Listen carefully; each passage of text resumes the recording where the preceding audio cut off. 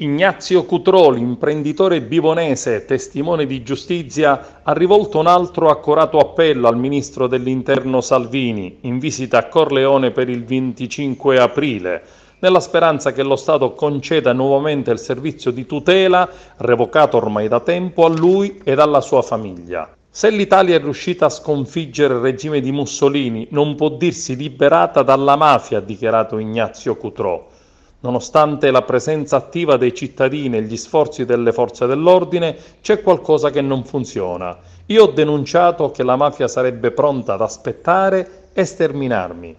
Rivolgendosi direttamente a Salvini, scrive: «Noi abbiamo fatto la nostra parte, ammettiamo che qualcuno ha sbagliato e risolviamo».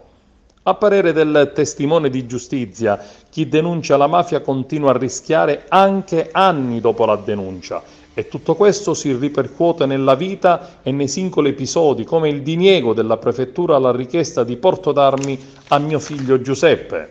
Se per anni siamo stati protetti dallo Stato ed a mio figlio, quando chiedeva il porto d'armi, la risposta era che non gli spettava perché eravamo tutelati, dopo che hanno revocato la scorta, io non accetto la tutela che mi hanno lasciato attraverso le telecamere ancora attive ed installate.